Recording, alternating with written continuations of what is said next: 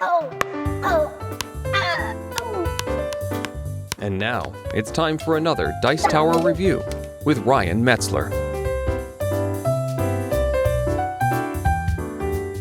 Hey everyone, it's Ryan Metzler here again, and today we're going to take a look at a deck building game. In particular, we're going to take a look at 3012, which is a deck building game by Cryptozoic Entertainment, which takes place in the Yucatan Peninsula in the year 3012, post-apocalyptic, there we go. Now, the game is a deck builder. Each player is going to be trying to get victory points by defeating enemies, by gathering different weapons and different people to help them, but their opponents will be trying to either help or hinder them in order to get in on the action. So real quick, we'll take a look at what you get inside the box and how the game plays, and then we'll come back here and get my opinion on it. So here you can see the setup for 3012. Now, as I said, this is a deck building game. You're going to see several different areas. In the middle of the board here are cards that you're going to be buying. These are two decks, one of cheap cards and one of expensive cards, and one of these cards from each deck will be available to you each turn. Along the right-hand side here, you can see an area for weapons. These are weapons you can buy. They may provide money, which is this little gold symbol. They will provide attack, which is the arrowhead symbol. And then they have a cost below them at the bottom, 9, 5, and 9. On the left-hand side here, you can see allies, and these allies may or may not belong to your clan. For example, I'm going to be the Monkey Clan. And so you'll see some of these may or may not be Monkey Clan guys. They'll say on them, but you can buy them even if they're not. They cost the money, the number at the bottom. They have gold that they provide and attack values, and they may have some benefit printed on the card. So they're just cards you can buy to help you in combat. Now on your turn, everyone's going to start with the same deck of 4 cards, which are going to be these scouts here, which are basically money. They have one money that they provide, and they also have a benefit on someone else's turn, which I will cover. Now, as I said, everybody has their own hero, and at the beginning of a turn, you're going to draw up to 4, and then you're going to have what's called the assembly phase, which is where you flip over the top card of each of these decks here. As I said, one of them is cheap action cards, or reaction cards, and the other one is more expensive cards. So you have the lower values like 2, 3, 4, and then you have 5, 6, and up over here, or some kind of mix like that. But these cards, not only are they available for you to buy on your turn, but they're also available for you to use for free for this turn, even without buying them. So these are basically an extension of your hand currently. Now, if you don't buy them, you don't get to keep them, and they'll get destroyed, but you have the chance to buy them. After you flip these up, you're going to move on to the combat phase, and combat is actually possible on the first turn in this game because of these cards in the center of the table. Now, the encounters at the top, as I said, there are 4 decks. And they have increasing difficulty left to right. So this one is 4 to 6 strength, this one is 7 to 9, 10 to 12, and 13 to 15. And when you go to combat, you would choose one of these decks to go to. So you'd look at your hand and say, okay, well, I have no attack in my hand. These cards don't provide any attack. But if I look at the 2 cards that I have available for this round, this one is +1 damage and this one is +3 damage.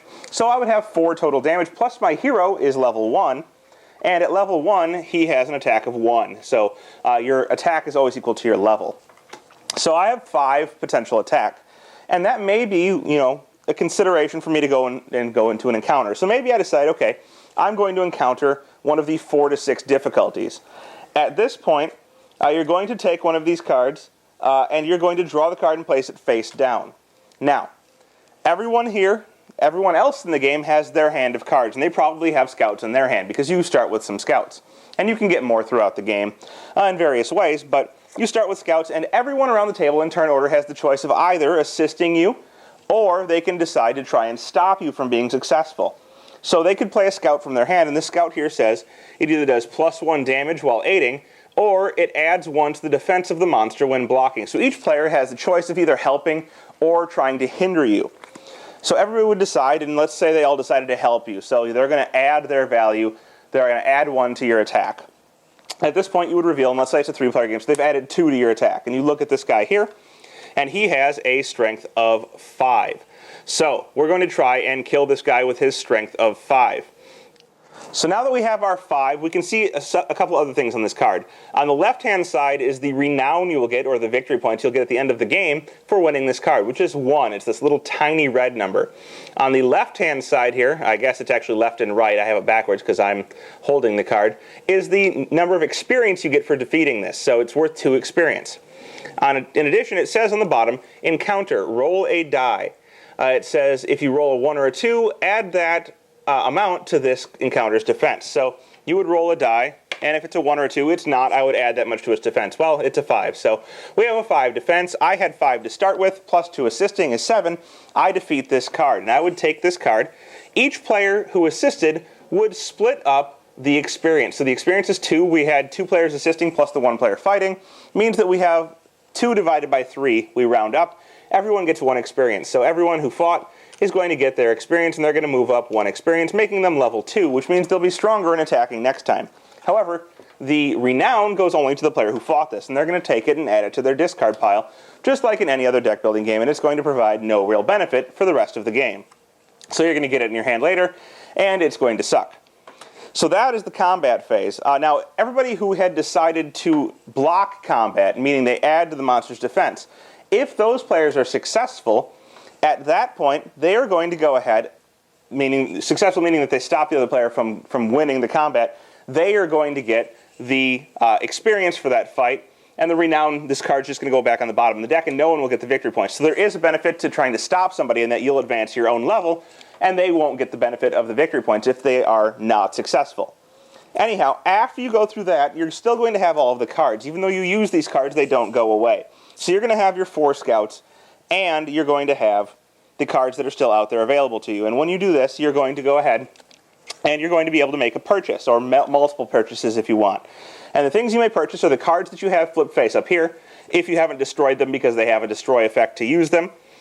Plus, you can buy from any of the weapons, or you can buy from any of the allies. And some of these allies, as I said, may be good for you because they may, mention your specific clan that you're leading and have a benefit for being that clan. And your hero himself actually may have a benefit. So if he has a club, you can buy a club for him and equip it to him, and it does more damage than it normally would.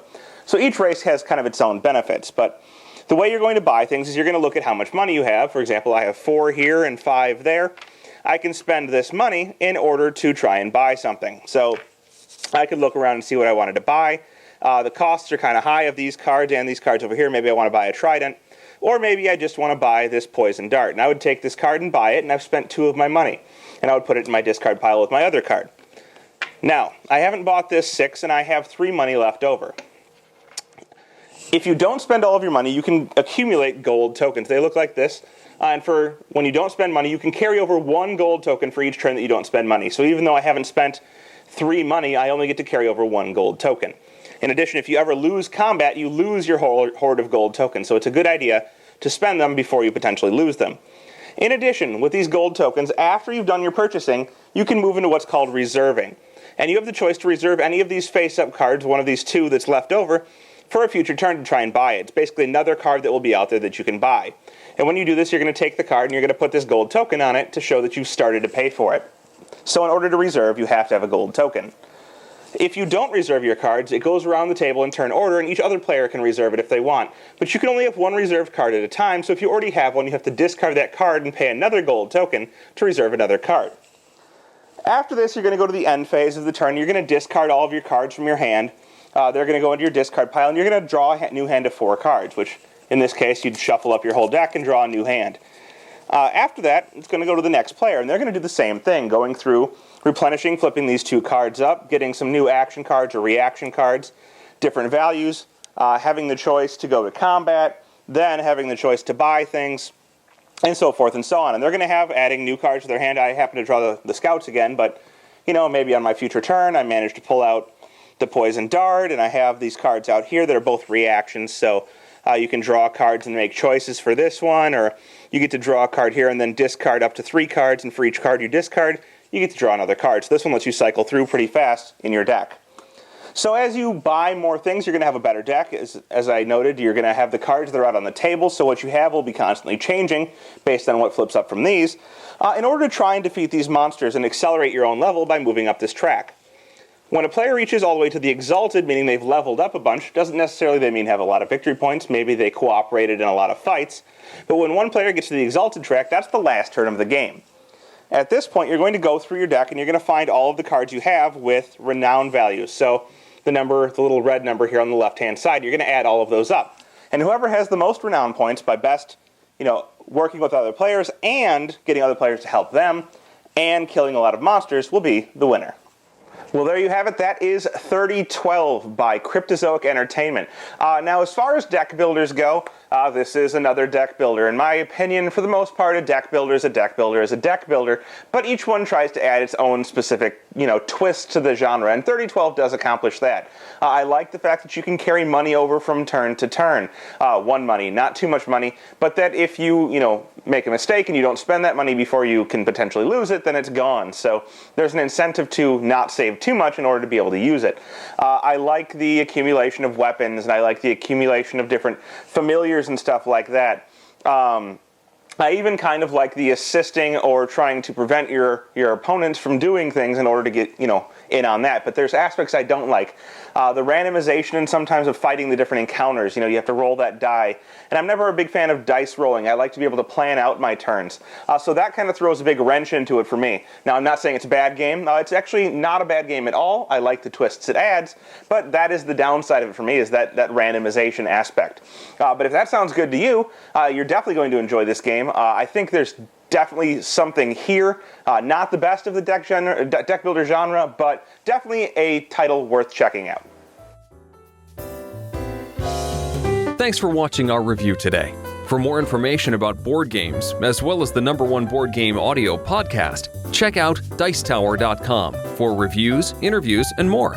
I'm Eric Summerer, and you've been watching The Dice Tower.